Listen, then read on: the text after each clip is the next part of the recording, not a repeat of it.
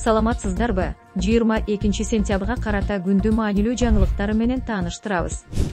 Оштогу Навои паркында аттракциондон кулаган кыз каза болду. Каргашалуу окуя 21 сентябрь күнү болгон. Кара Суу районунун 15 жаштагы тургуну ооруканага бара жаткан жолдо жан берген. Милициянын маалыматына караганда, кыз туулган күнүн өткөрүү үчүн паркка келген болчу. Укук коргоо органдары окуянын чоо жайын иликтеп жатат.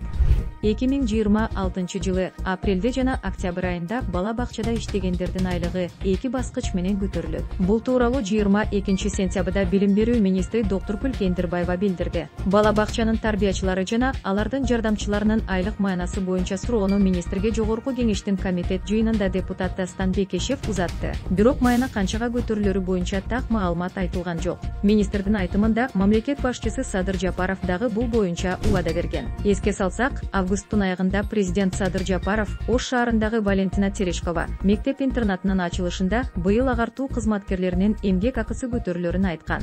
Камактагы активист Тилек Маткуриновдун ишиндеги 4 кишиге чыккан өкүм боюнча Бишкек шаардык соту 22 сентябрда маалымат берди. Соттун маалыматына караганда, Свердлов райсоту 4 адамга өкүм чыгарган, алардын бири укук коргоочу Рита Карасартова. 18 сентябрда сот Карасартованы массалык башаламандыктар беренеси боюнча күнөөлүү деп таап, 5 жыл пробациялык көзөмөл жазасын чектеген болчу. Ал эми бийликти күч менен басып алууга чакырык боюнча 50 000 сом айып салынган. Шаардык соттон калган 3 кишиге А, О жана Ш инициалдарына туура келген адамдарга ушундай эле өкүм чыкканын, алар сот залынан бошотулганын маалымдашты. Эске салсак, активист Тилек Маткудайберген уулу Бириккен Араб Эмирлигинен апрель айында алып келинген. Ага конституциялык түзүлүшкө каршы оор кылмыштар боюнча айып тагылууда. Кийин Куринов менен байланышы бар башка адамдар кармалганы айтылган. Рита Карасартова Куриновдун катын Фейсбукка жарыялагандан кийин камакка алынган болчу. Бул иш жабык эшик артында каралып келген.